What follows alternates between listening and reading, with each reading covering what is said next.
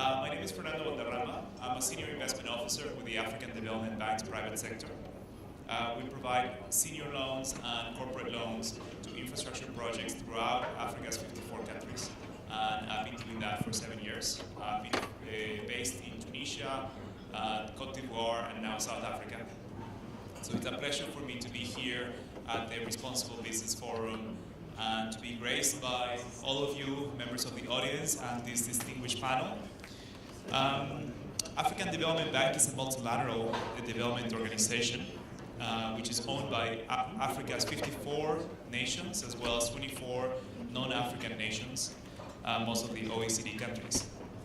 In partnership with a number of you, we are at the forefront of providing infrastructure finance in Africa.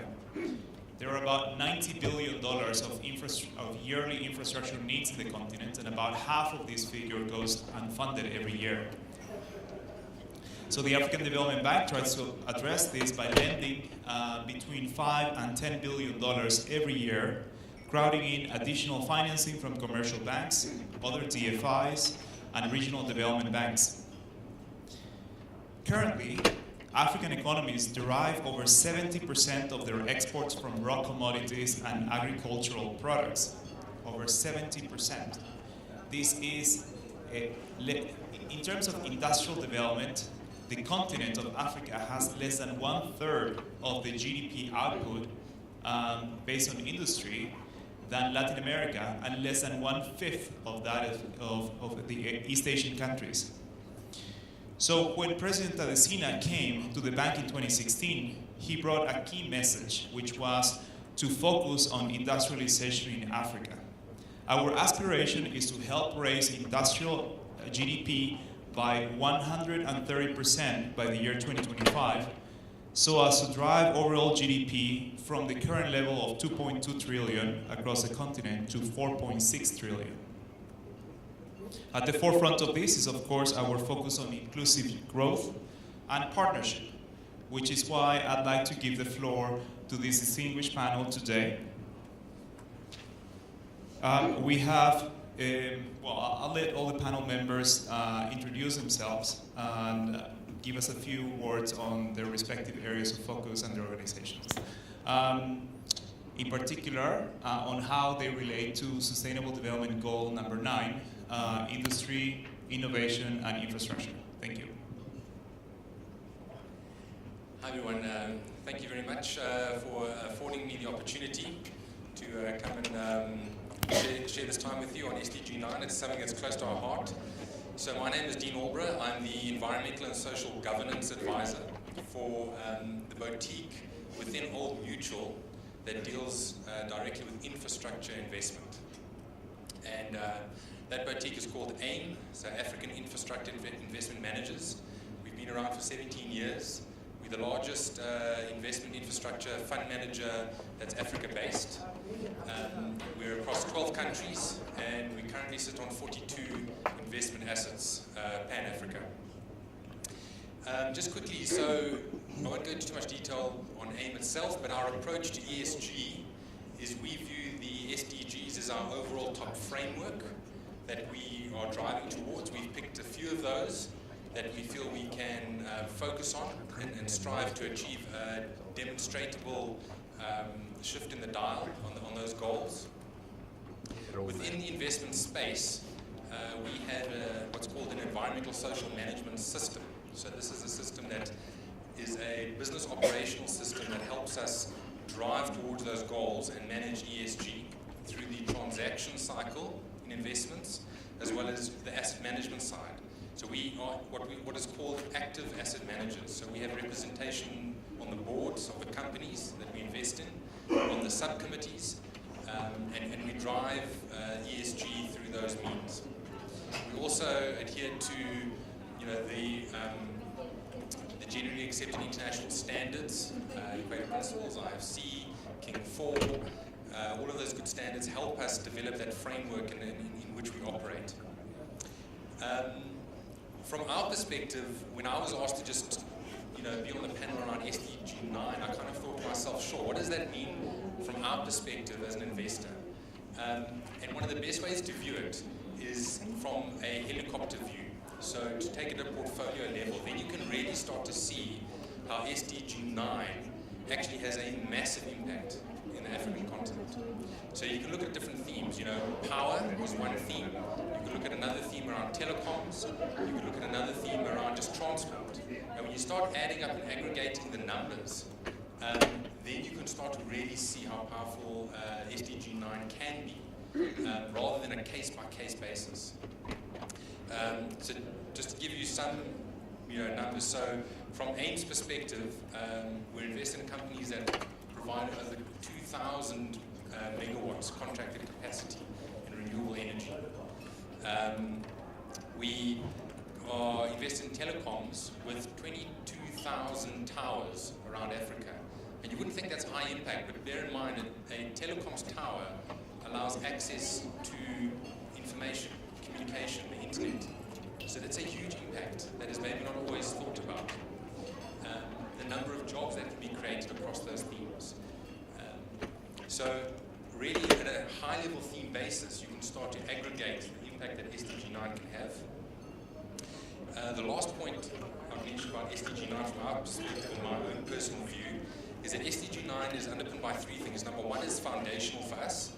So we see it as a core goal where a whole lot of other goals are spin-offs and are up on the hierarchy. So if you get SDG 9 done well, your top line goals such as poverty are deeply impacted. So it's foundational. The other one is it's highly connected to the other goals. Just by the nature of our investments, we end up actually touching pretty much all the SDGs to different levels. And then the last one about SDG 9 is specifically around the African continent, and that it is one of the goals where globally, in the space we operate, there's a dire need for real infrastructure which is done well. Some of the key challenges for the audience to think about that we have, so in a transaction cycle, our issue is not capital. That's not the real issue here. So our view is that there's enough capital around globally. It's finding well-baked projects that are bankable on the African continent. That's a key challenge. And then in the asset management phase, a key challenge for us is driving through the governance structures, the ESG principles that will achieve SDG 9. That's a key challenge for us as well. So there are a lot of other push-pull factors in those governance structures, and driving ESG through those is a key challenge. Thank you.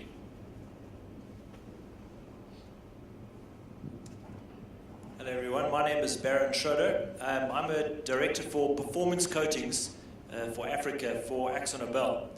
AkzoNobel is a global multinational that operates in about 80 countries, is one of the sponsors of the RBF, and operates in the areas of paints, coatings and specialty chemicals. Now, most of you will probably know AkzoNobel by the brand name Dulux, which is the decorative range of products that we operate in this country. But the performance coating side of the business is that area which not a lot of people will come across, and that's really more focused on marine coatings, protective coatings, car refinish, yacht coatings, aerospace coatings, wood coatings, all this, the technical speciality stuff. So to give you some perspective, and I'll use this as an example. So what are those coatings trying to do at the end of the day? For example, if you have a look in our protective coatings business, in the world, corrosion, the direct cost of corrosion is about $1.3, $1.4 trillion, which is about 3.5% of global GDP. That's what corrosion causes, is direct cost. So what we're trying to do from a coatings perspective is try and reduce that level of destruction through corrosion. And that's what performance coatings is all about, is going into those areas where we can protect corrosion issues. But AkzoNobel has been at the forefront of sustainability and emissions reduction for most of its time. In fact, it's at the heart of what we do. And we've reduced our emissions by 19% since 2012. We've also recently announced our 2050 sustainability target, and that is to use 100% renewable energy and become carbon neutral by 2050, which is one hell of a target. So in light of that, we've had to work on future-proofing our business and make sure that we put measures in place to drive down or to reduce our carbon footprint. So, we all know that economic growth is the engine of progress. It'll help to lift people out of poverty and to transform societies. But we also know that at the same time, environmental degradation and the resultant climate change that comes with that is the biggest risk to quality of people's lives and economic development, if you see what's happening in Houston at the moment, for example. So there are 3 areas that I'd like to share with you today about what AkzoNobel is doing in this space. So the first one is sustainability. So we've gone and looked at our entire value chain, and we have many programs now focused on the sourcing of raw materials, specifically looking at renewables. We're also looking at developing products and solutions with sustainability benefit for our customers, and we're looking at designing products that allow for safe and sustainable disposal at the end of a life cycle. So I'll give you a couple of examples. Now, within our performance coatings business, and specifically our marine coatings business, we're in the shipping industry now. We're taking the lead to try and make the industry more sustainable. So we've developed some products, and it's a brand called Intersleek in our marine business. It's a completely green and biocide-free anti-fouling coating that can help ship owners to reduce their fuel consumption and emissions. So what this means at the end of the day is that when these ships sit in water, not when they're moving, when they're sitting, they grow barnacles and they start fouling up at the bottom of the ships, and that slows them down through friction, so they need more fuel to travel. So with these anti-fouling coatings, they create more slip in the water, and therefore they reduce fuel and therefore reduce the CO2 emission in terms of using less fuel. So we've also created a carbon credits program, which is the first in the marine industry. And this carbon credits program, it financially rewards ship owners for reducing their CO2 emissions by investing in clean technology. The second example is one of reducing VOCs. So VOCs is volatile organic compounds.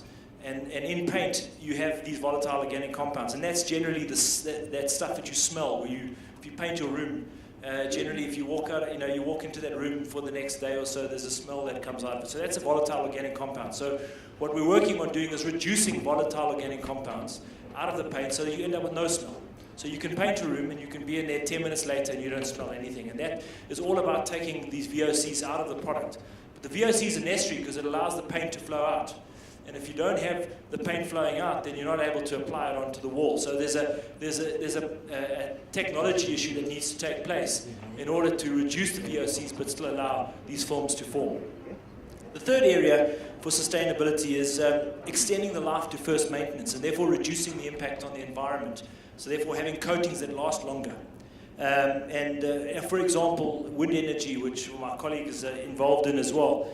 For wind energy generation, these wind farms, they have these huge structures that have these blades that sit at the top of these things that the wind turns to generate the wind energy. Now those blades are up there for 20 years on top of these things, and the last thing you want to be doing is getting up there because they're very high up, to get up there to try and maintain these. So we've developed technology that has excellent abrasion resistance that minimizes the risk of stress cracking.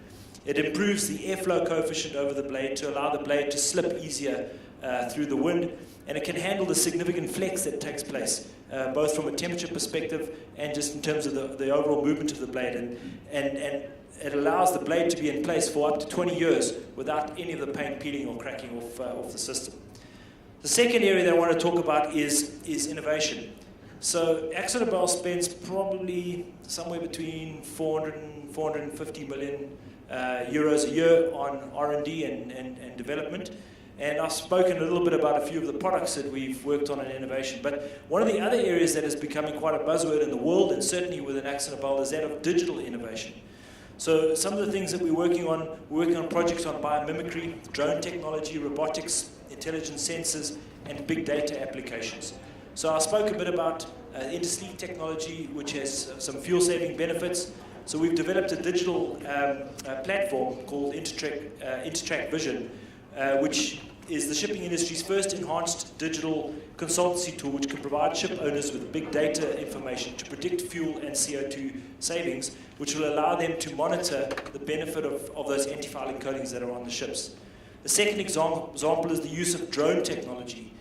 on offshore oil rigs, for example. So where you have to go and maintain these offshore oil rigs, you generally need to go and do an investigation of what the corrosion level is so that you can provide a plan for fixing the level of corrosion on these offshore oil rigs.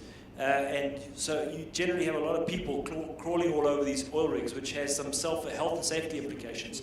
So with drone technology, we're now able to do these investigations and be able to provide specification for the guys to maintain these oil rigs without do it in half the time, essentially at half the cost. And the third area is this area of partnerships. So, AkzoNobel is part of the Dutch Sustainable Growth Coalition, being a Dutch-based company, and it works with 8 multinationals with a focus on sustainable innovation. And in this way, the collective group gets together and is able to come up with these ideas of how we drive innovation in the world. The other global partnership is also to do with the Green Building Council. We know the Green Building Council are there to ensure that buildings are designed, built, and operated in an environmentally sustainable way. So as more construction companies, developers, and architects think more about sustainability, companies like Akzo are encouraged to develop these products which fit the sustainability brief. So we have a couple of products in South Africa, which is the Dulux Trade EcoSure range. And essentially, these are designed specifically for lower VOC environments for more sustainable infrastructural development. We also have a range of intumescent products, which allows us, it's an environmentally friendly solution that allows us the protection of structural steelwork.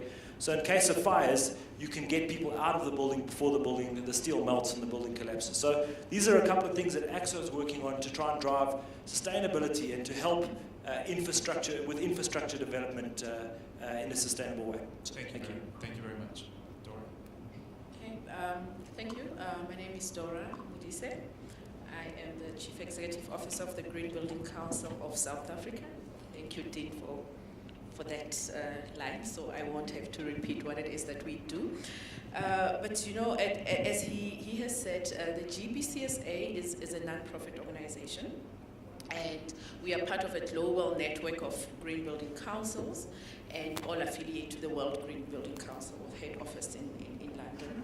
So what we do at the Green Building Council, it's a whole range of work that's grouped along 3 areas. So firstly, we advocate for green building, we educate, and we certify. So our certification program is the flagship program that is very much visible, wherein we just mainly aiming at transforming the property sector through a set of very rigid requirements in order to get them certified to sustainability standards. We work with and through our members.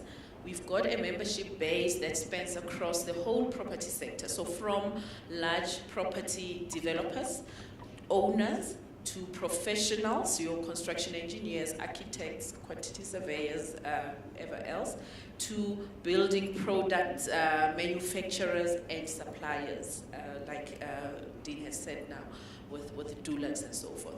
So the main aim is to make sure that the whole property or the built environment is really transformed to ensure that people and planet thrive. So we then do our work through different partnerships.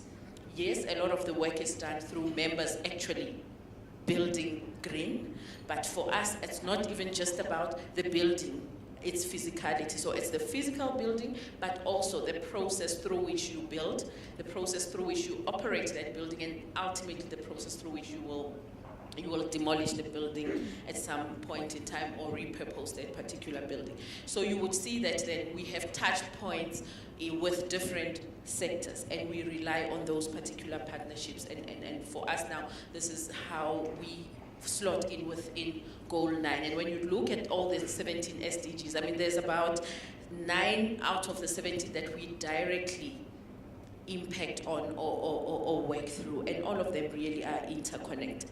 We work very closely with government, mainly because government, especially in South Africa, remains the largest property owner. So we're working very closely with national government, with municipalities, just to make sure that first and foremost, the policies and guidelines, the legislative environment makes it easier for people to want to build green, but then secondly that the incentives are in place, but also that the building stock that government owns itself is transformed during the over a passage of time. We also work very closely with different sponsors and funders. So we've been quite fortunate in the GBCSA that over the 10-year period, we are 10 years old this year, we have really managed to work with a number of international financial institutions to deploy different programs, be it awareness programs or certification programs. Right now we are working very closely with the Ifc to implement the EDGE rating tool, and we are mainly implementing the residential one currently in the country, which is really taking up speed. We work with large organizations. I mean, we are very proud that, Growth Point remains the largest property owner in South Africa outside government. And you also have Redefined Zenprop and all that. So all the large property owners have now taken a policy stance that says all our new buildings will be green. And in doing so, then they are also then collaborating with GBCSA to say, well, can you advise on how we go about doing it? And also growing the profession that does that. So when you look at it, linked to that, it's not just about transforming the built environment itself, it's about new industry creation, it's about job creation as well, jobs that were not necessarily there in the traditional scheme of things. Now, we are also moving into existing buildings. So in as much as now in the commercial sector, most of the large players are now building green. When you look at, we were told this morning that we are now in the richest square kilometer radius in Africa. Now, this is currently where our largest stock of green, certified green buildings lie as well, which then goes to show that big industry is getting it. Now, I think 6 out of 10 new developments in the Sandton area now are going through Green Star certification process. Now, we have the existing building stock that still requires to be retrofitted to green building standards. And this is not just about creating work for GBCSA to do, but it's about sustainable development at the end of the day, because once you have green buildings, it means the buildings are not just climate resilient, but at the same time they contribute towards carbon emissions. So therefore you've got less climate change in the future. We are then working with these different international organizations to then assist them in even meeting their own targets. And targets not just by saying, well, let's reduce water by this much, or let's reduce expenditure by this much, but also reduce X amount of carbon over a certain period, therefore contributing towards the Paris Agreement of less than 2 degrees Celsius by 2050, making sure that we reduce our emissions. Now, we have taken also a very ambitious target that by 2050, most of our buildings will be net zero. And tomorrow we are having a breakfast session that looks at this whole concept of net zero. And net zero for us is where you end up with buildings that really produces net zero percentages of emissions. It consumes the energy that it produces, consumes the water that it produces or recycles, those kinds of systems. Can we really get to that point? And as we go through this, the ride or the race towards net zero will result in more innovative ways of doing things, therefore new technology coming on board, therefore more jobs and more industry. Thank you so much, Dorah. Thank you. Velani? Thank you. Thank you for your time here. My name is Velani Mboweni. I'm a commissioner on the African Youth Commission under the portfolio of HR, Science, Technology, and Innovation. And for my sins, my other job is a technology entrepreneur in innovation, internet, mobility, and manufacturing. And I think my role in the latter kind of informs my role in the former. Granted that the AIIM is basically a youth network that came out of the African Union's Youth Working Group in 2013 in Tunisia. And maybe my key takeaway from participating in this is to make SDG 9 tangible for young people. And what does that mean in the grand scheme of things, and how do I rewrite the narrative going forward? Now, as you may know, the theme for 2017 at the AU is about harnessing the demographic dividend through investments in youth. And what does that mean, not just for all the industry players and the people who make sense of things, but what does that mean for a young person? Now, when you talk about the triple I, innovation, industry, and infrastructure, it's very easy for the man on the street to think about tall buildings, roads, telecom towers. But if you ask a young person, that technically means the internet, right? And given that we are at the Maslow Hotel, I would be doing a disservice if I did not pay tribute to Maslow's hierarchy of needs. Now, when you look at Maslow's hierarchy of needs, at the base of the pyramid is concepts like shelter and clothing. But if you ask a young person, Maslow's hierarchy of needs first needs to start with one important thing, and that's Wi-Fi, right? Because everything around us deals with Wi-Fi. The world is a much more connected place, a much more interactive place. And if you ask me, there's not something, when you look at the internet, there's nothing that you actually can't get. You can find food, you can find cars, and if you're that kind of person, you can also find love, right? We all know certain applications that help you do that. But for us, I think the most important thing to take away is some of the numbers that we're looking at the continent. You see that in least developed nations, 40% of GDP is contributed by the informal sector. So what does that mean for infrastructure? When you look at the youth bulge on the continent, you see that young people are the majority with ages between 15 and 24. What does that mean to how we deal with infrastructure? Are we building buildings for that, or are we creating incubators and hubs that make matters more tangible for people to create economic opportunities? Again, when you look at maybe the state of entrepreneurship, which is probably the foundation of innovation, you'll find that in Africa, a lot of entrepreneurs are not necessarily nascent entrepreneurs, but survivalists. So when you talk about long-term visions, you find that people talk about 5 years, 10 years, 15 years. But a lot of the survivalist entrepreneurs are talking about the next week, the next month, especially when you look at the informal sector. And again, for my sins and my surname, having an economics background, I've learned that in the long run, we're all dead, right? So when you talk about entrepreneurs and talk about long-run goals, it's very easy to get bogged down in the technicalities, but you realize that some of us probably won't even make it there. But again, one of the interesting things about being an African is that what's natural to all of us is our ability to share. But then it's no surprise that the most important businesses taking over the world in innovation, industry, and infrastructure are the ones that make sharing possible, right? So you look at Uber, shared transportation, look at Facebook, shared interactions, look at Airbnb, shared accommodation. What that means for innovation in infrastructure industry is how do we develop models that create more sharing and create more collaboration? When you look at big firms, there's something that I would really love us to change, and that's our mindset that says that we should own all the processes, that says that we can do everything on our own. But if you look at the world and some of the most successful industries, you look at Silicon Valley that deals with the concept of shared objectives and shared participation. And if you look in our textbooks, you understand the concept of economies of scale that has to tell you that when you look at SDG 9, you have to be looking at the shared model if you're going to be doing anything worthwhile in the future. Now, again, as I've mentioned, that we have to change the frameworks, because typically when you talk about SDG 9, you think about factories, you think about plants, but how can you do partnerships with government organizations, mobile telecom operators to provide the most important need in Maslow's hierarchy, which is Wi-Fi?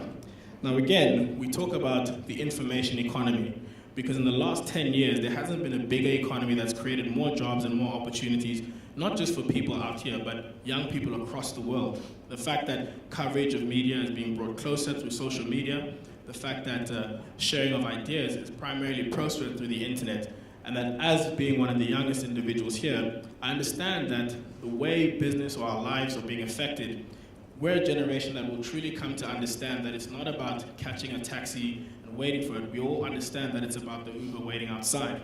So that's how we need to be looking at the future of Africa and looking at the future of the world, by building the right infrastructure and components that make this stuff kind of happen.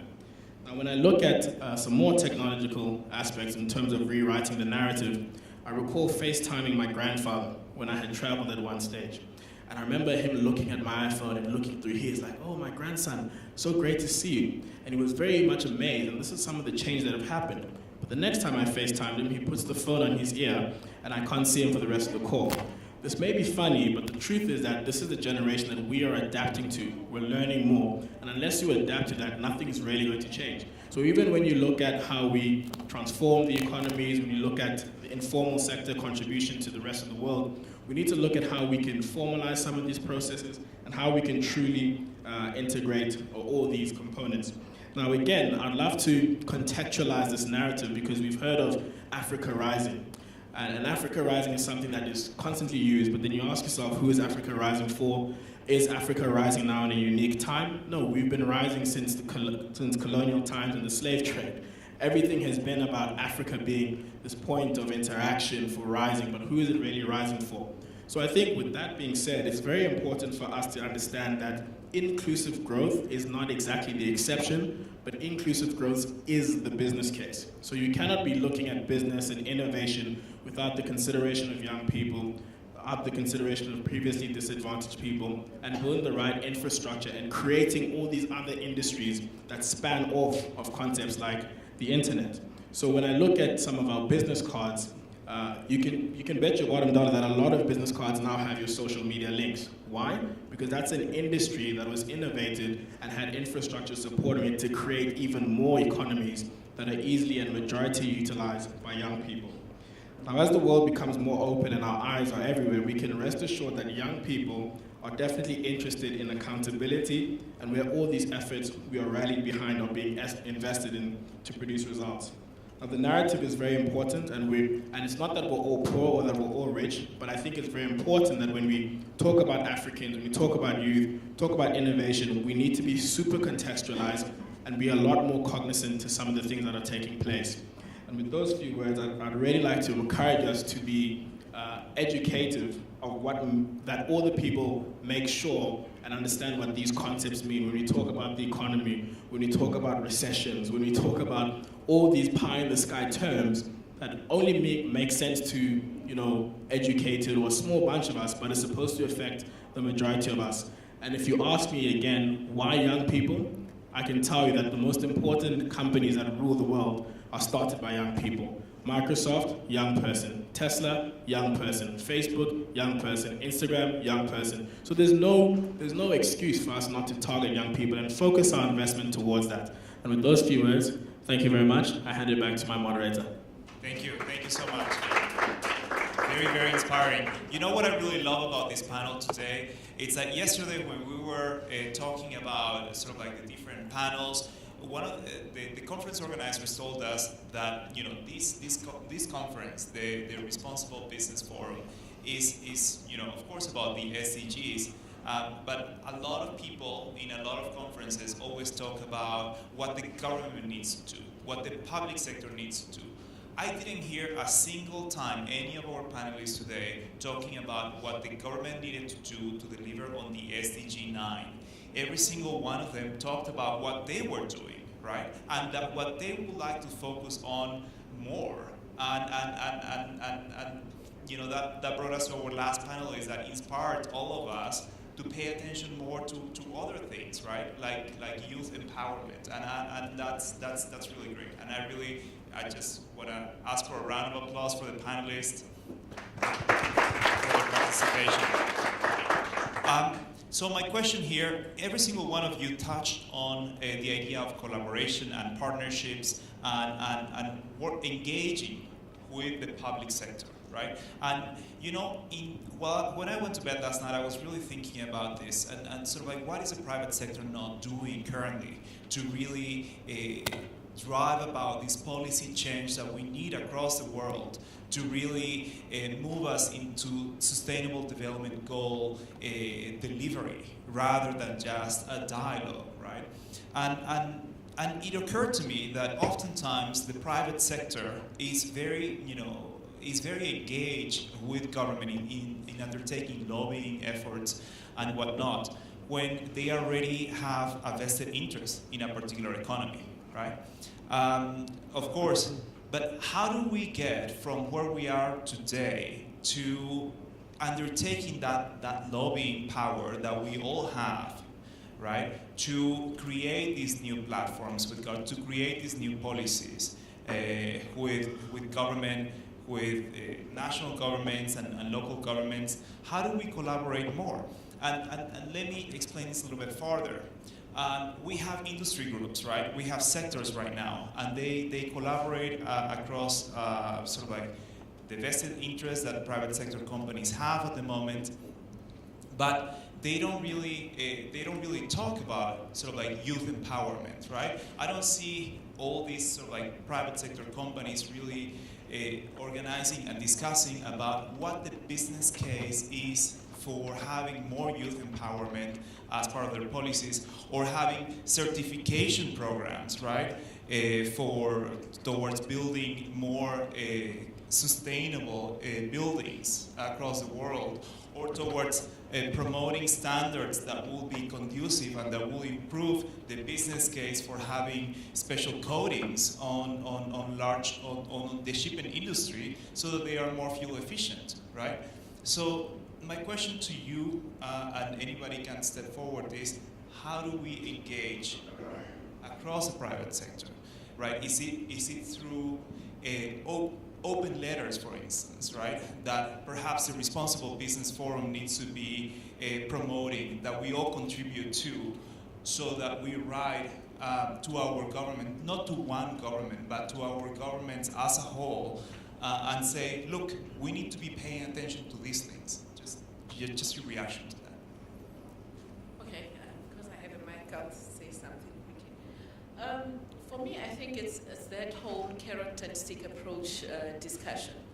In that, I mean, traditionally government is seen as, you know, a hard hand. It's a stick approach to regulating and legislating. And what I've really noticed over time is that business appreciates being proactive and being able to compete amongst themselves over voluntary initiatives and actions. So that's the carrot approach, just being initiated from that. And in most instances, especially in the sustainability area, we've seen a number of cases where private sector, that's including non-governmental organizations and non-profit organizations, coming together and taking bold steps, which then pushes government to then want to do more or want to even react to that.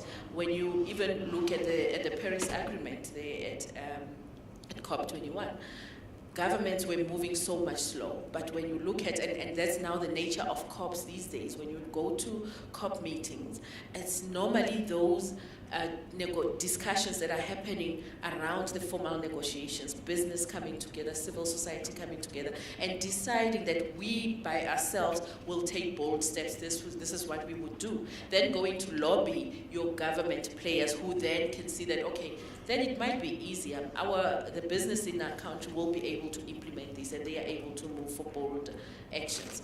So for me, I think it's that other way around, where you then have a business really encouraging themselves, in and amongst themselves, and therefore allowing government to then follow suit. Go ahead. So I think to address your question, there's three things in life that we understand, regardless of your age, race, or language. And that's music, that's time, and that's numbers. Now, whether you're a business, whether it's a listed company or a closed corporation, you will definitely understand numbers. So how do you make the case for the inclusivity, right? How do you make numbers make sense to a politician? How do you make numbers make sense to an accounting firm or a business? Well, I can tell you that if you know that, okay, 60% of young people are the population of the continent, and you consider what young people mean to the electorate, and you promote a case that encourages politicians to, push youth policies or show transparency and accountability of youth in action, you will definitely get more votes to get your political agenda forward. Now, if you look at young people in terms of, or companies rather, and you deal with the numbers element, and you're able to convince them that maybe the disposable income rests with young people, or maybe the people who would be able to promote your business and give you marketing rests in young people, it only makes logical sense to target young people and put them in positions that make sense. A good company that's done that is Deloitte, right? The consulting firm Deloitte here in South Africa just created what they call the Mill Board, which stands for Millennial Board. So they have a board of directors that rotates every year, comprised primarily of young people. And these young people basically influence strategy and target processes that make Deloitte more innovative and target young people. So that's one of the key cases that whether you talk about Preferential Procurement Act or this looks good on your CV, if you can understand the numbers and make the case for inclusivity, I think that'll set the precedent and get the ball rolling. Because from our side, from AkzoNobel, and specifically, I guess from a coatings industry perspective, one of the biggest challenges that we're facing, more from an industry perspective, is that of trying to generate local industry. So the deindustrialization that is taking place in South Africa, if you just go back over the last 20 years, 25 years in the coatings industry, for example, we've seen lots of manufacturing industry disappearing out of this country and more into an import environment. And I'll give you one prime example is architectural aluminium. So everyone has seen in big buildings, and certainly in terms of your houses, where your windows and doors are all now mostly architectural aluminium frames.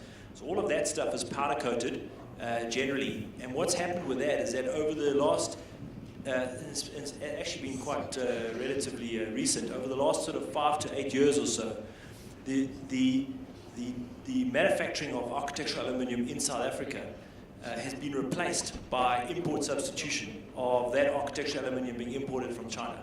And so what that's doing is it's reducing industrialization, it's reducing jobs, it's reducing local industry. And so all our businesses, and certainly from a coatings perspective, we're under pressure to try and keep industry alive in South Africa. So from our perspective, we're focused more on collaboration with government departments, all about trying to keep industry in South Africa and trying to stop the deindustrialization by making sure that we can get high levels of productivity, we can get some form of trade protection in order to keep that industry in South Africa. And those are the kind of collaborative approaches that we're working on from a government perspective.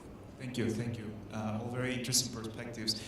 Dean, a very direct question over there. You said that it's not a lack of capital, but a lack of bankable projects, right? And of course we know that when it comes to infrastructure projects, transport, energy, ICT, water and sanitation, the number one risk is political risk, right? So the number one risk is political risk. So, and this happens over and over again in country after country, in the continent and in the rest of the world, right? Whereby your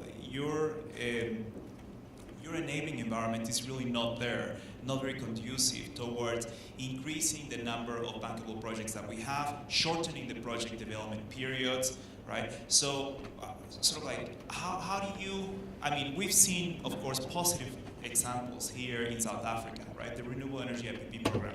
I mean, it was a beacon of hope for the rest of the continent and the rest of the world. Now it's gone through its hoops and bounds.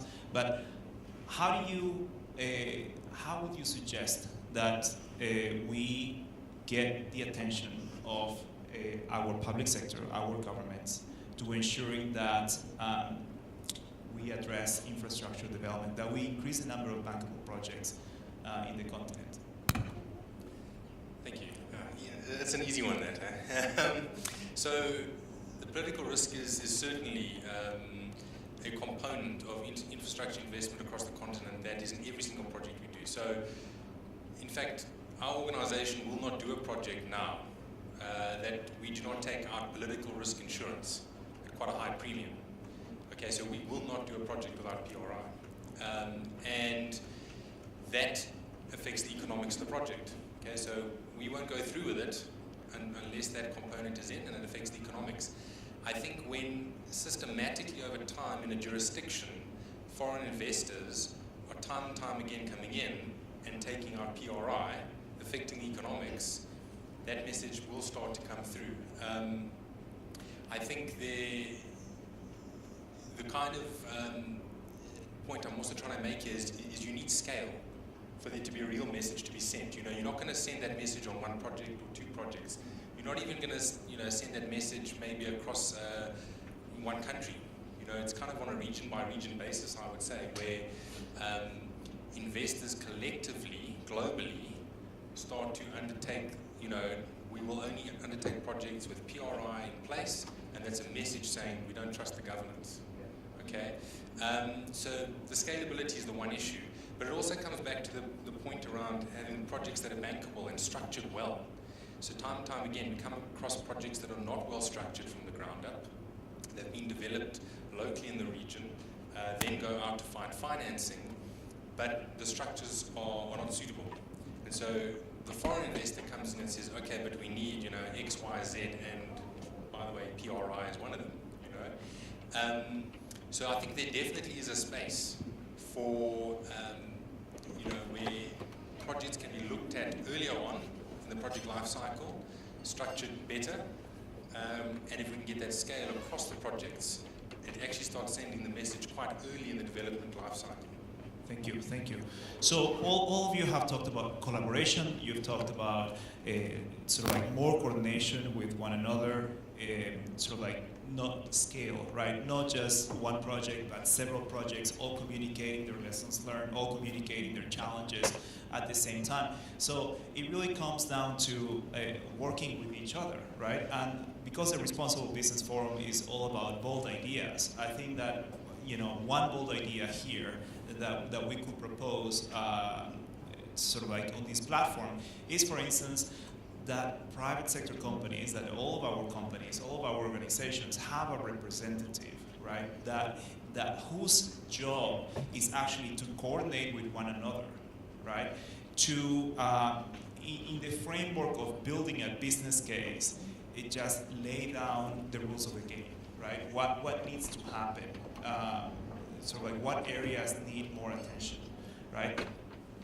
So just something, you know, while the discussions have been happening, something I've been thinking about myself, my own experiences, you know. My experiences interacting with company management is the level of understanding and skill level around stakeholder engagement is typically quite low, to be honest, right? If I'm brutally honest. And in fact, you know, the investment space, the business space, it's very competitive, and people are jostling for position on the continent. People are trying to do business as best they can.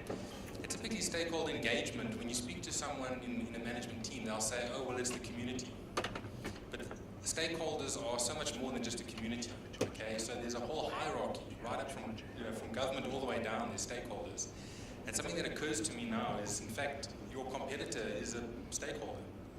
And maybe it's a different view of that competitor, shifting it to more as a stakeholder. And on certain aspects you can collaborate, certain aspects you can communicate. And so you create the space within your social stakeholder management process in a business. That's maybe potentially where you could create a space of a co-opetition model, where specifically the people in charge of the social stakeholder space are also tasked with, you know, go out, look at competitors, treat them as a stakeholder. You know, there's certain goals here where we have a collective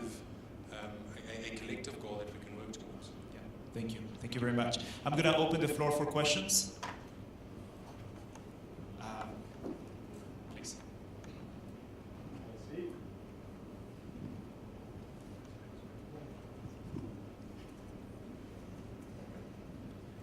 Yeah, thanks very much. It's a fascinating discussion, and thanks to the speakers. My name is John Duncan. I'm from RBF, and my question is for you, Velani, around the sharing economy. And I mean, I think it's a very exciting development for the planet, but just a question about the inclusivity of it, because, you know, I look at things like Uber and Airbnb, and I see, you know, a lot of the money flowing out of the country, and the people in the country who are making money from it are people who've already got assets. You know, and so when we're looking at the youth and an inclusive, you know, society going forward, and I mean, and then you put on top of that Uber's self-driving cars, which they intend to put on the road in the not too distant future, and suddenly that picture of a kind of inclusive, exciting innovation suddenly looks a little bit more like something we don't really want to have, because it's going to have major repercussions for particularly the poorer communities. So I'd just like to hear about how we're going to make this sharing economy properly inclusive. Okay, let me take a couple more questions and then we can give the floor to the panel. We have a few minutes left, please. Good afternoon. I'm Asishaba Mabilu from the renewable energy sector. So my question is from an investment perspective, how do you strike the balance between bankable projects and driving innovation as well as contextualizing the environment that you work in? Because typically what you find that the investment and financing frameworks require a business in Africa to operate like a business in the first world. So should Africa be adjusting what works and how it works, taking into consideration what Velani was saying about the youth bulge and the informal sector and how growth and engines of growth look entirely different from they would look like in the first world? Or should business and those who actually really want to invest in Africa and invest in innovation, as per the SDG 9, be looking at how to adjust their own frameworks to suit the context within which they operate and are trying to invest in? Thank you. And one last question over here.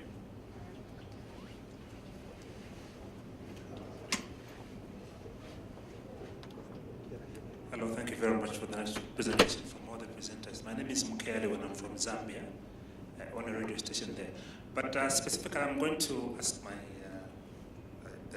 question goes to the youth representative there. He mentioned about innovations coming from the youth, but most of the youths are actually from the first world, so to say.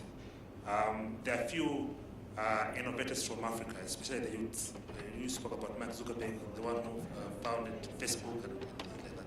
Well, do you really mind that maybe there's something wrong with African youths to come up with something which can actually change the world? Or we don't care? It's like everything, whatever is innovated, innovation comes from the first world. Don't we think don't we need to change our game so that by 2030 at least things start coming from Africa? Thank you. Thank you. So, All right. Should I answer the question first? Or okay, so I'll questions, start. Closing remarks. Your views. Okay, yeah, sure. So firstly, thank you to everyone for participating and thank you for the questions. I'll start in descending order.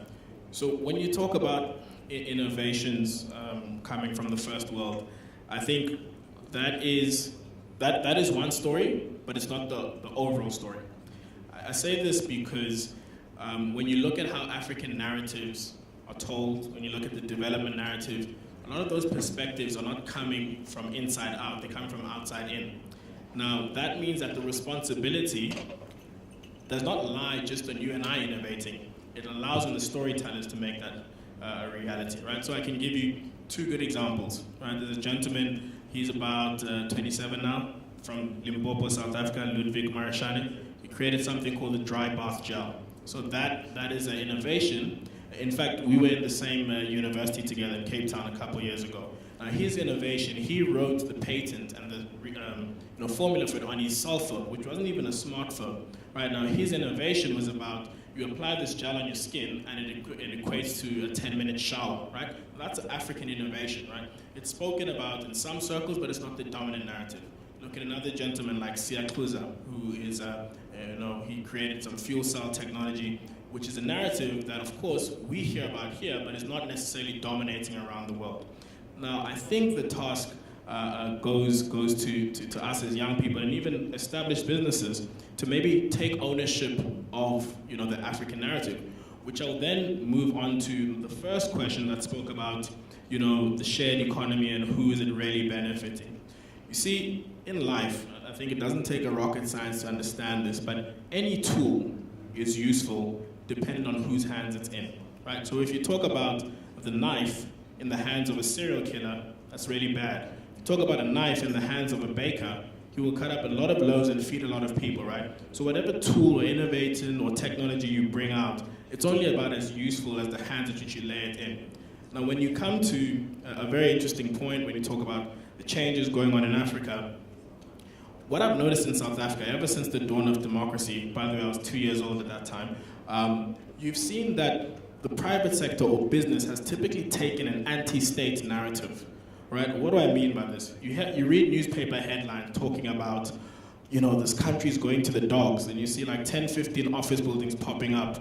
Is inclusive growth about building offices for dogs? I'm not sure about that, but what you see is that you have a constant anti-state narrative, but development taking place. Now, how does that affect who must be believed? The truth is, if you had private sector and public sector taking shared ownership of their future, I think we'd make a lot more better decisions considering the political and social aspects of our country, but also looking at the economic imperative and strengths that we have in various other regions. If you look at SADC, ECOWAS, all those regions that create opportunities, it will then make growth inclusive when you consider the objectives of the political and the economic ones that rest in the private sector. So that lets you, if you could call it the social version of PPP.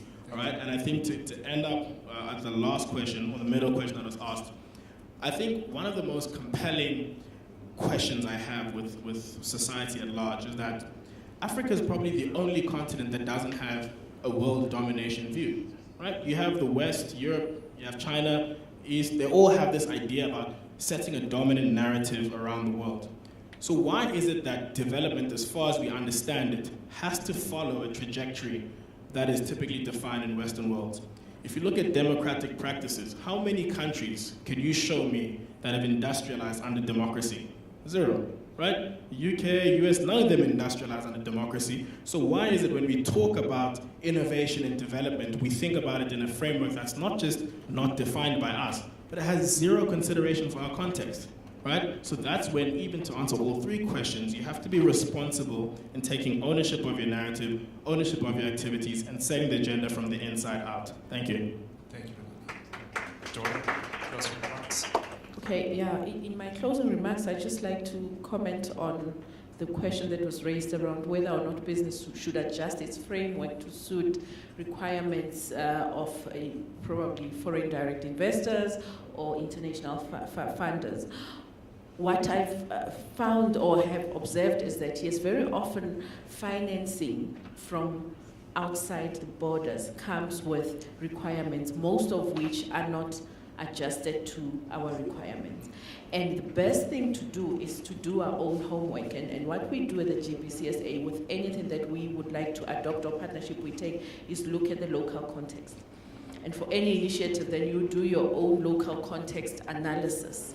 How do I take this particular tool or offering and adjust it to my own local needs and go back to whoever is willing to invest in me to say, but these are my requirements and this is what I can tolerate and not the other.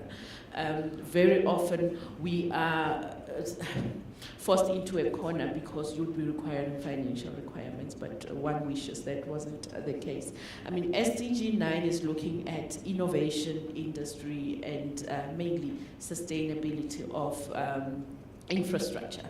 And for us to really do that, we have to be very selfish about our needs and the needs of those that we serve, be it in a business environment or government context or an organization. Agreed. Thank you. Okay, from my side to close off, I'll probably go back to what is AkzoNobel's purpose in life, and their purpose is about creating everyday essentials to make life livable and more inspiring.